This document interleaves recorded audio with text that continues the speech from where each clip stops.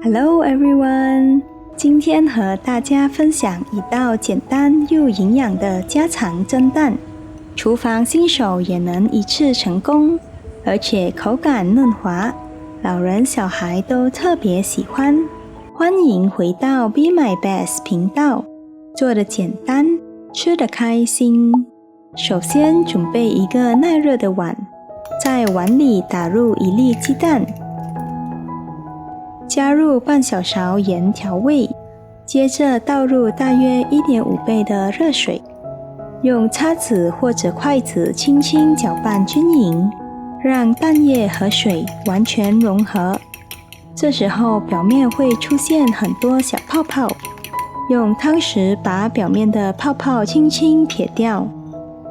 这样蒸出来的蛋面会更加光滑细腻。接下来用耐热的保鲜膜把碗口包裹好，再用牙签在保鲜膜上均匀刺几个小洞，让蒸汽能够顺利流通。锅里加入适量热水，放上蒸架，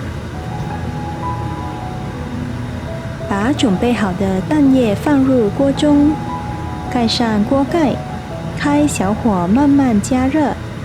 等锅里的水开始沸腾后，继续保持小火蒸10分钟。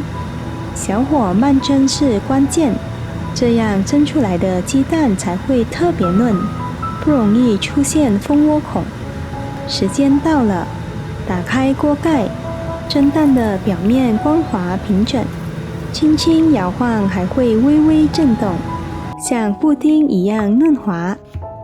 最后淋上1茶匙生抽，再加半茶匙芝麻油提香，这样一碗热腾腾的蒸蛋就完成啦。喜欢的话，也可以用刀轻轻横切几刀，